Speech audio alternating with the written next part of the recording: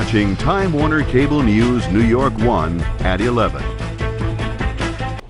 This Friday marks the 50th anniversary of the Verrazano Narrows Bridge, and to acknowledge the occasion, New York 1 will take a look at the span and its impact over the years.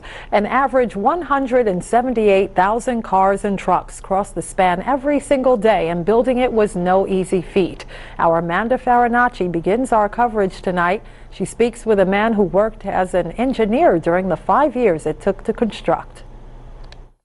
It's a slideshow Mark Carter hasn't looked at in years, but on the eve of the 50th anniversary of the Verrazano Bridge, the 79-year-old was more than happy to show photos he shot while working on his first job as an engineer charged with figuring out how to make way for the roadbeds that serve as approaches to the bridge in both Brooklyn and Staten Island. Quantities and the pieces of construction on that job was so immense that any of the building project I worked on after that, I felt like I was working with Tinker Toys. Master builder Robert Moses spearheaded the project, and legendary designer O.H. Amen came out of retirement to work on it.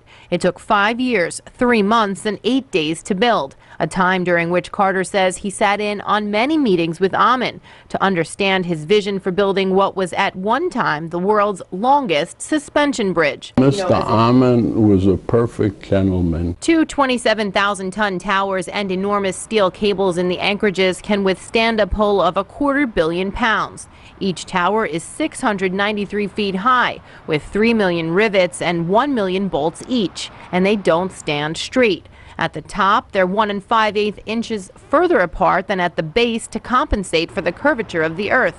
The roadway is also 12 feet higher in the winter than in summer. All calculations engineers made without computers. Now with a computer, you can do that analysis for 100 different load conditions. The Triborough Bridge and Tunnel Authority issued more than 25 separate contracts and employed more than 30,000 people to build the bridge. Those numbers include steel workers, iron workers, engineers, and a host of laborers. And many of them, including Carter, showed up to be among the first to ride across the span when it opened November 21st, 1964. On Staten Island, Amanda Farinacci, New York 1. The second part of our series will focus on the impact of the bridge. Tune in to catch that tomorrow during News at 11. People who frequent Lasker Rink in Central